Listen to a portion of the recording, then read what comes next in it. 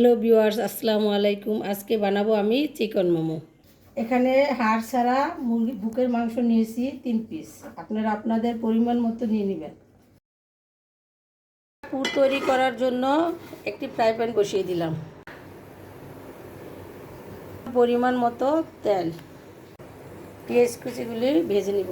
পেঁয়াজটা হালকা ভেজে এর মধ্যে দিয়ে দিব আদা বাটা, রসুন বাটা, দিয়ে দিলাম মাংসের কিমা,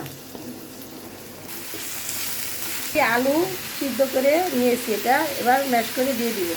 ভালোভাবে নেড়ে চেড়ে নিতে হবে। কেটে রাখা কাঁচামরিচ কুচি, পরিমাণ মতো লবণ, ধনেপাতা কুচি, দিয়ে দিলাম পরিমাণ মতো সয়া সস। পুরটা আমার রেডি হয়ে গিয়েছে। 10 থেকে 12 মিনিট লেগেছে। এবার আমি গোল শেপ করে ছোট ছোট রুটি বানিয়ে নিব করে নিয়েছি। এবার এর ভিতর পুর দিয়ে শেপ দিয়ে নিব।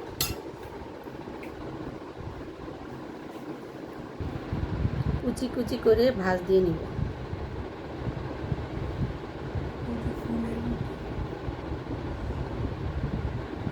এই যে এবার একটা টিস্যুর সাহায্যে আমি তেল ব্রাশ করে নিচ্ছি। পানি ফুটিয়ে নিয়েছিলাম, এর ভিতরে এটা বসিয়ে ভাপ দিয়ে নিব 15 থেকে 20 মিনিট। এই যে আমার মোমোগুলো হয়ে গেছে।